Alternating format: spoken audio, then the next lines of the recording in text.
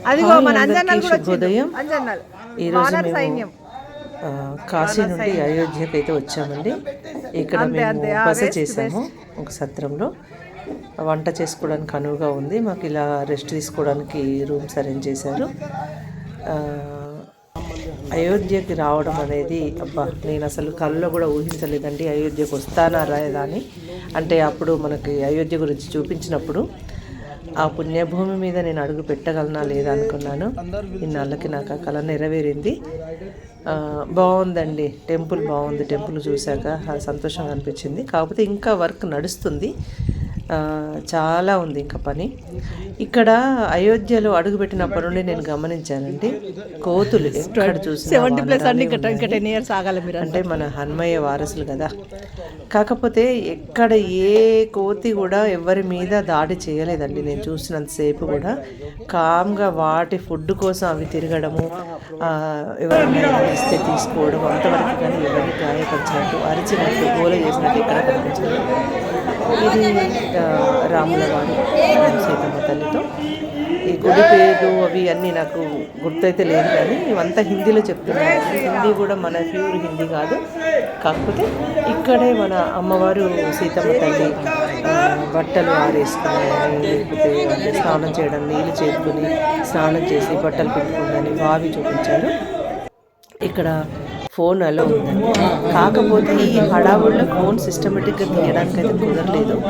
నాకు ఎడిట్ చేయడానికి కూడా కుదరలేదు. ఇదేనండి సీతమ్మ స్నానం ఆచరించి బట్టలు పిండుకొని ఆరేసుకున్నట్టు బావి. దానికి ఇంకా తాడు అలాగే కట్టి ఉంది. కాకపోతే బావికి మూతలాగా వేశారండి. అంటే మరి ఎవరు ఇబ్బంది పడద్దు అనే ఉద్దేశంగా కావచ్చు. అలాగే ఇక్కడ చాలా రూమ్లు ఉన్నాయి, అంటే హాల్స్ లాగా.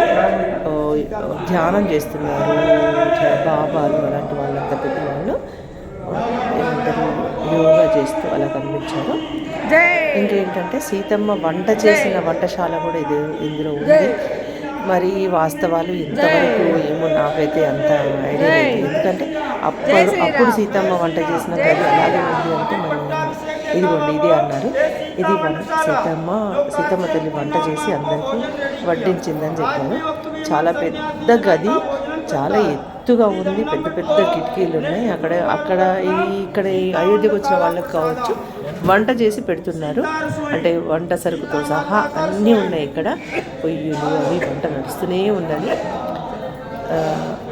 ఇక్కడ లాంటి ఫీలింగ్ అండి, అది వర్ణించలేము. ఎందుకంటే ఆ సీతమ్మ తల్లి ఇక్కడ వంట చేసిందని, ఇంతమందికి వడ్డించిందని చెప్తుంటేనే ఎంతో సంతోషం అనిపించింది. ఆ ఊహే చాలా అద్భుతంగా ఉంది. తీశాను ఇప్పుడు నిరామంగా వంట చేస్తున్నారు కాబట్టి. ఇంకా ఇక్కడ పక్కన ఒక గదిలాగా గైడ్ చెప్తున్నాడు, కానీ ఏదో చెప్తున్నాను, కొంతవరకు అర్థం చేసుకున్నాను. మొత్తానికి ఇందులో కాసేపు కూర్చొని భజన చేయండి అంటే అలా చేశాము.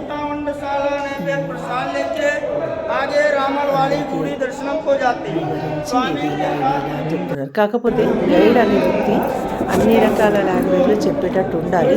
అది మనం ముందే మాట్లాడుకుంటే ఎలా ఉంటుందో తెలియదు. కానీ ఇతను అక్కడి గైడే, మరి వేరే ఎవరైనా తీసుకొచ్చారా ఏంటి నాకు తెలియదు.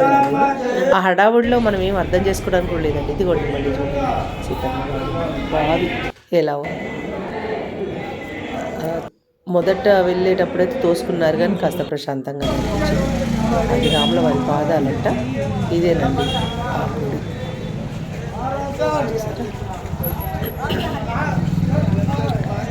ఆ తర్వాత ఇంకా పక్కన ఒక పెద్ద హనుమాన్ టెంపుల్ ఉంది, అక్కడికి వెళ్ళాము. ఇదేదో ప్యాలెస్ సత్రమో ఏంటో. ఇంకా చాలా పురాతన భవనాలు, ఆ చిహ్నాలు అన్నీ కనపడుతున్నాయి. ఇదిగోండి పెద్ద హనుమాను చూసారా, హనుమాన్ ఎంత పెద్ద.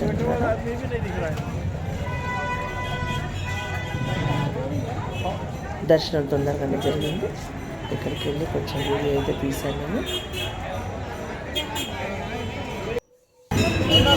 కొన్ని టెంపుల్స్ వీడియోస్ ఫొటోస్ తీసుకోవడానికి ఏం అభ్యంతరం లేదు, కానీ రామ మందిర్లో మాత్రం రామ మందిర్ లోపలికి వెళ్ళేంతవరకు ఫోన్ మన చేతిలో ఉంది. ఆ తర్వాత లాకర్స్ ఉన్నాయి, ఇంకా అక్కడ పెట్టుకోవాలి. ఇది హనుమాన్ మందిర్. సరే, ఇక్కడ కూడా రాముల వారు సీతమ్మ తల్లితో సహా కొలువై ఉన్నారు. ఆంజనేయ స్వామి అంటేనే రాముల వారు అంటేనే ఆంజనేయ స్వామి కదా. ఎక్కడ మనం ఆంజనేయ స్వామి టెంపుల్కి వెళ్ళి ఆయనను తలవకుండా పర్వాలేదంట, రామ రామ రామ అంటే సరిపోతుంది, అంత సంతోషిస్తారంట. అలా చెప్తుంటారు కదా మన పెద్దలు.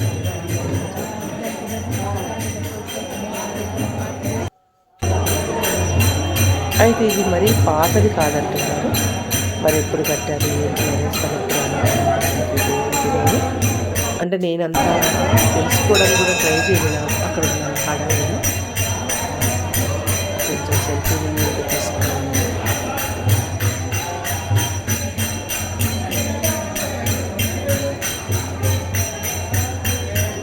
ఈ బ్యాచ్ అంతా మా వాళ్ళు, మేమంతా కలిసి వచ్చాము. 25 మందిని కలిసి వచ్చామండి.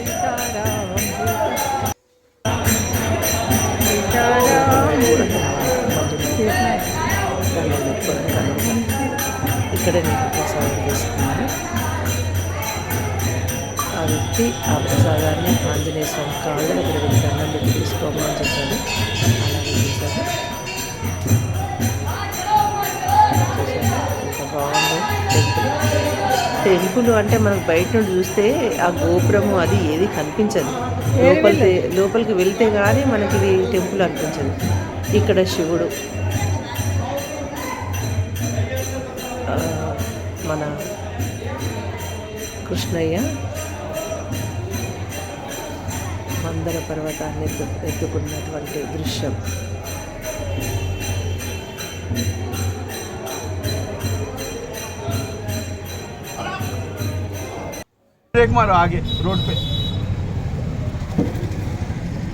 అలా వెళ్తూ నేను దారి వెంట కొన్ని భవనాలు వీడియో తీశాను. ఈ భవనం ఏంటో కానీ తపస్సుకి ఘడియా ఏదో ఉంది.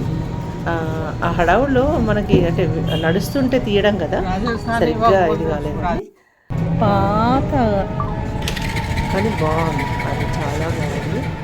ఇక్కడ కొన్ని అయితే అసలు పడిపోతున్నాయి, పెద్ద పెద్ద భవనాలు పడిపోతున్నాయి. అవి ఎప్పటియో మనకు తెలుస్తుంది, అవి చాలా పాతవి అనేవి మనకు అర్థమైపోతుంది.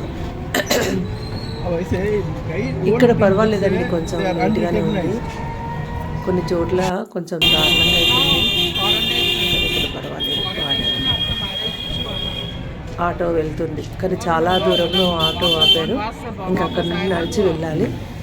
నడకైతే చాలానే ఉందండి, ఎక్కడికి వెళ్ళినా నడవాల్సిందే, తప్పదు. మనం ఎంత ఆటో అది తీసుకున్నా నడవాల్సిందే. ఇదిగోండి రామ మందిర్లోకి వచ్చాము. రామ మందిరం మాత్రము చాలా అద్భుతంగా, చాలా సిస్టమేటిక్గా దర్శనాలకు కూడా ఒత్తుకోవడాలు తట్టుకోవడాలు అన్నట్టు ఏది లేదు. చక్కగా ప్రశాంతంగా అయితే వెళ్ళాము. చాలా క్యూ లైన్స్ ఉన్నాయి. అలాగే లాకర్స్ కూడా చాలా చోట్ల చాలా పెట్టారు. చెప్పులు వేసుకోవడానికి కూడా అది ఏంటంటే బ్యాగ్స్ ఇస్తారు మనకు. బ్యాగ్లో మనం చెప్పులు వేసుకొని వాళ్ళకి ఇచ్చేస్తే వాళ్ళకు మనకు నెంబర్ ఇస్తారు. మళ్ళీ మనం వచ్చినప్పుడు ఆ నెంబర్ ఇస్తే సరిపోతుంది. అది దాని ప్రకారంగా ఇస్తారు. ఎక్కడ పడితే అక్కడ అట్లా లేకుండా చాలా సిస్టమేటిక్గా ఉంది. ఇప్పుడు చెప్పులు కూడా మనము అక్కడ ఏదో వదిలేస్తే మళ్ళీ వెతుక్కోవడానికి ఇబ్బంది కాకుండా మనం ఎవరమైతే ఒక సమూహంగా వెళ్ళామో వాళ్ళు ఒకవైపు ఒక 5-6 10 మంది కలిపి ఒక బ్యాగ్లో వేసుకునేటట్టుగా అలాంటి అవకాశం అయితే ఉంది. ఇంకా కన్స్ట్రక్షన్ అయితే నడుస్తుందండి చాలా.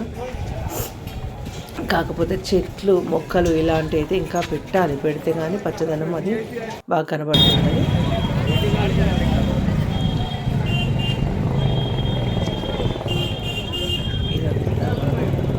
బయట చెప్పాను కదా, నేను ఎడిట్ చేయడానికి నాకు అవకాశం లేదు, నెట్ సరిపోవట్లేదు నాకు. దానివల్ల యాజ్ ఇట్ ఈస్గా ఎలా ఉన్న వీడియోను అలా పెట్టేస్తున్నాను. అందరూ అర్థం చేసుకోండి. ఒక సమాచారం అందించాలనే ఉద్దేశం తప్ప ఇక వేరే ఏం లేదు. తర్వాత ఒకటి నాకు కూడా గుర్తుండడానికి అనువుగా ఉంటుంది నేను చూసిన ప్రదేశం అనే ఉద్దేశంగానే లింక్స్ అయితే నేను చేస్తున్నాను. మీకు నచ్చితే లైక్ చేయండి, లేకపోతే నచ్చకపోతే కామెంట్ పెట్టండి అని కూడా. అది నాకు నేర్చుకోవడానికి తెలుసుకోవడానికి నాకు ఒక అవకాశంగా ఉంటుంది.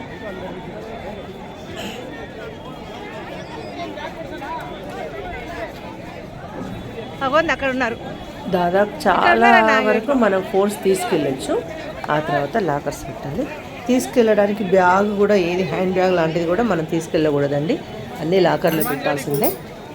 ఓన్లీ మనీ పర్స్ అంతే, అంతవరకు మనీ మాత్రమే మన దగ్గర ఉంచుకోవచ్చు. ఇంకా ఏది లోపలికి తీసుకెళ్ళడానికి లేదు. అన్నీ ఇక్కడ లాకర్లో పెట్టుకోవాల్సిందే. ఫోన్ లాకర్లో పెట్టేస్తారా?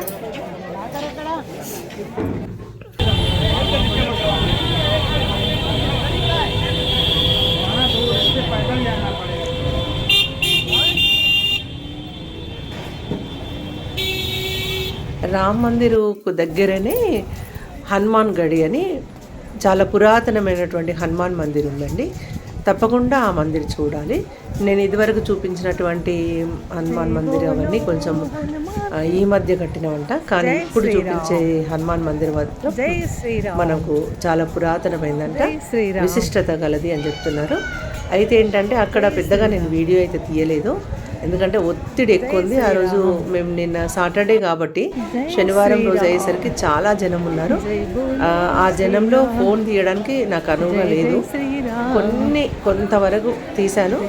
ఇదంతా రామ్ మందిరే అండి, రామ్ మందిర్ క్యూ లైన్సే. వీడియో అయితే మరి ఎండకి కావచ్చు కొంచెం పేలిపోయినట్టుగానే వచ్చింది కొన్ని చోట్ల.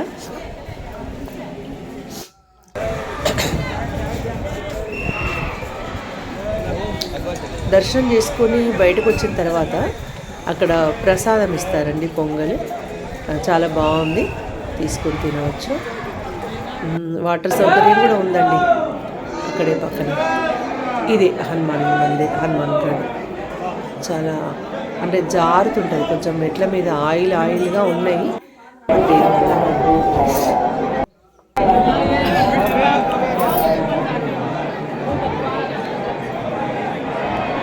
అక్కడ క్యూ లైన్లో వెళ్తే కనుక చాలా టైం పట్టేది. అయితే మేము వీల్ చైర్ తీసుకున్నామండి. కాసేపు చాలా దూరంగా ఉంది అనే ఉద్దేశంగా మా వారు ఇంకా మా ఫ్రెండ్ వాళ్ళు ఇద్దరు అలా వెళ్ళారు కాసేపు. అయితే వాళ్ళ ద్వారా మేము మాట్లాడుకున్నాం దర్శనం చేయించేటట్టుగా. వాళ్ళు డైరెక్ట్ లైన్కు తీసుకెళ్లారు. వీళ్ళకు 200 ఇచ్చామండి, అంతే, ఎక్కువ అంటే 2 చోట్లకి 100